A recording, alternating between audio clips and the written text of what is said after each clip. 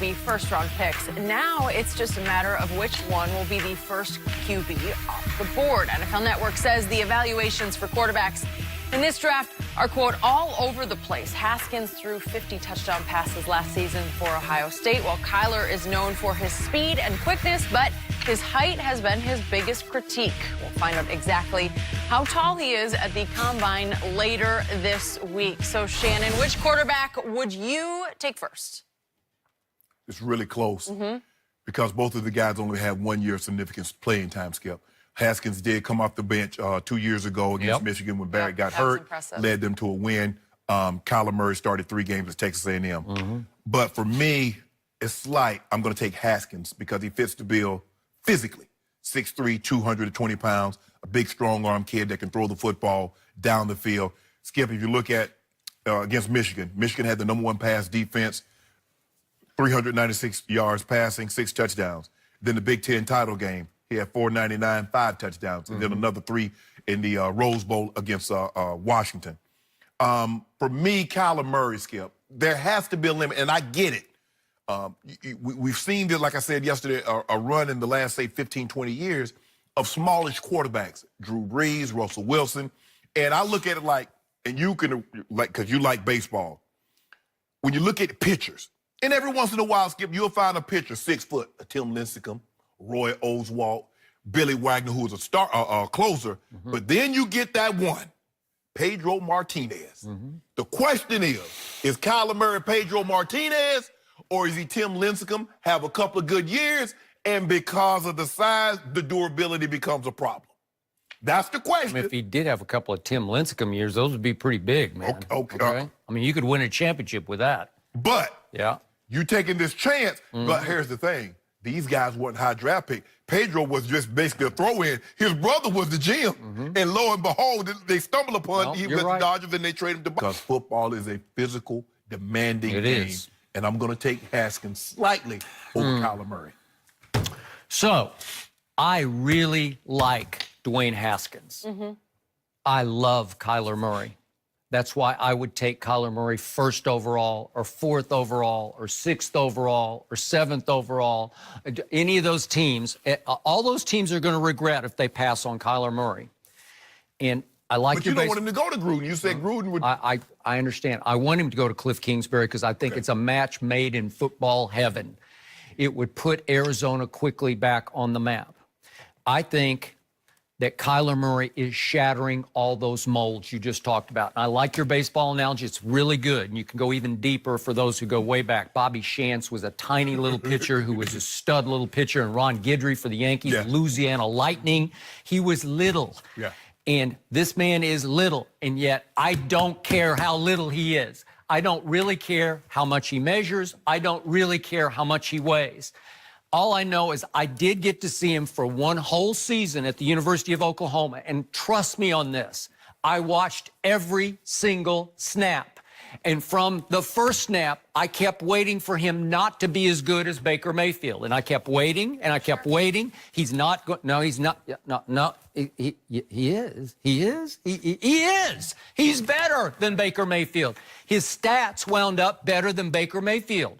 Dwayne Haskins put up monster numbers. 50 TDs. Quietly. 50 TDs led the nation, 50-8. His passing yards led the nation. Dwayne Haskins. QBR, I love QBR, scale 0 to 100. Kyler had the greatest one ever. He had a 94. Dwayne finished 9th in QBR at 79. Again, not a big difference, so it's tough. Bad. No, and he's prototyped, as you said, 6'4". I don't know what he's going to weigh, 220-ish, somewhere in there, 225-ish. He's made for the NFL. Like, here you go. And that's why I'm sure the Giants are just sitting there thinking, that's our guy, because that's what we do. We do that. We do pocket passing. That's what he is. He is a pure pocket passer, and he is pure. His delivery is pure.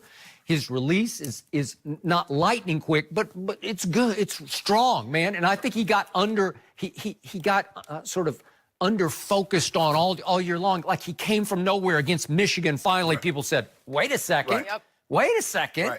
And then he goes out in the bowl game, puts up big numbers, and you're like, well, wait, he's legit.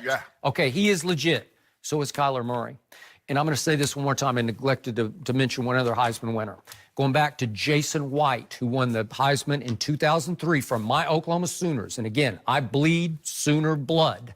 And sometimes I get blinded by it. But on Jason White, I was on an old show called Cold Pizza. We had him on the air, and I got goaded into going right at him to tell him what I thought of him as a pro prospect. And I told him on the air, Jason, I'm sorry, I don't think you can play any pro football. I don't think you can make it in pro football at all. He didn't. He didn't get drafted. Kansas City brought him in for a look. Then the Titans were going to sign him, and he finally said, I'm going to go sell whatever, insurance or stocks and bonds or whatever. He went into business quickly. He didn't even try. Like Eric Couch, huh? Okay, he did.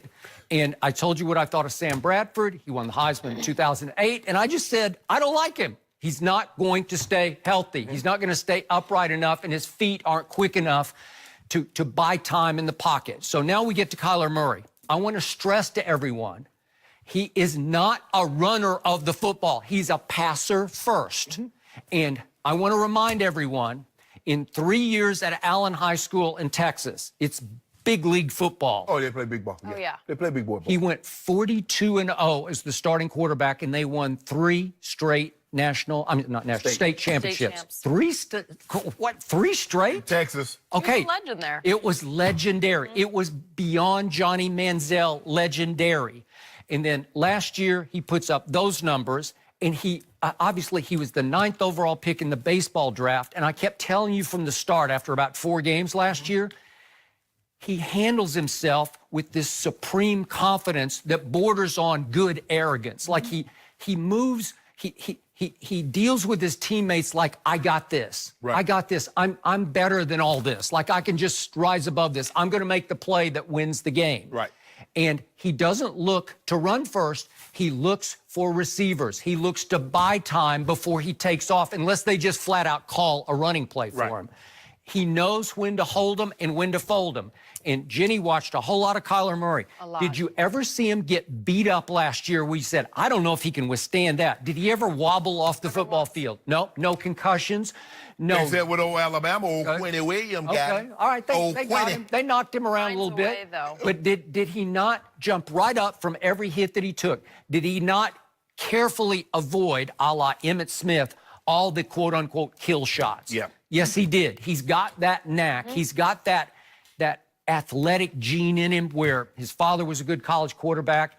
He just believes he can do it at the highest level. So trust me, the stage will not be too big for him. But Skip, you're talking about, okay, taking with the first pick, the 4th pick, the 6th pick, somewhere in the top 10. Skip, it's not going to be good enough when you take a quarterback so do you believe he can last being 5'9" and barely 200 pounds? Can he play 14, 15 years? I believe he can. Because that's what you're asking now. You're not asking, this is not a splash. This is not a 4 or 5 year, we're going to pack the seats because we got this dynamic young quarterback. He's supposed to have longevity, too. I saw a great quote from Greg Roman the other day about Lamar Jackson in Baltimore. He's the coordinator. He's the coordinator. Yeah, he's taking over Marty Morgan. All right. Greg Roman was talking, I'm going to paraphrase it, but he was saying that he chuckles at the notion that running quarterbacks are in danger down the field, because he's always thought the quarterback is in the most danger just standing flat-footed in the pocket when he can't see what's going to hit him from the blind side, when his feet are planted. Right. I agree with that 1,000%. But when you go down the field, again, the game is rigged to protect you, because all you have to do is give yourself up. Right. Just slide. Just do baseball slide. You think Kyler Murray can baseball slide? I think he can, because that's what he did. He almost did it for a living. What did he slide for? He already knee-high to a duck. Okay. He don't need to slide. He run between people's legs. Right. Oh, okay. All right. I never saw him get tagged where I said, ooh, I don't know if he can survive that. There's a way that you can take your 6 or 7 yards in the National Football League and just get down and frustrate the defense and just torment them the whole game, because they can't get the shot on you.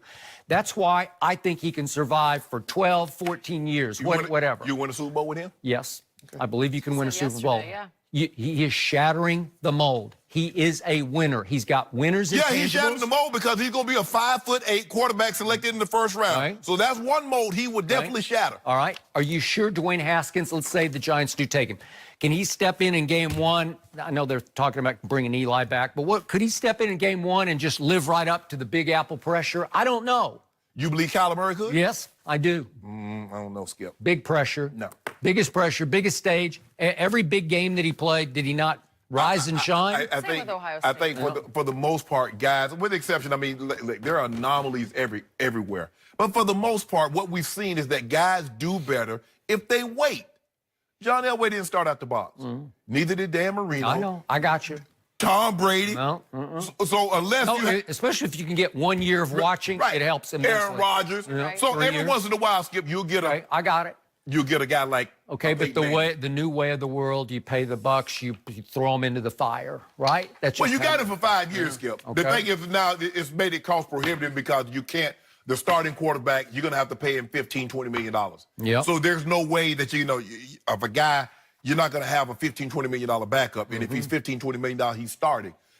And it looks like if they take him in Arizona, they're going to clear the decks for him. They're going to move Rosen out of there, which would be smart, and everybody would understand that. But I just don't know, Skip, long term. This is not a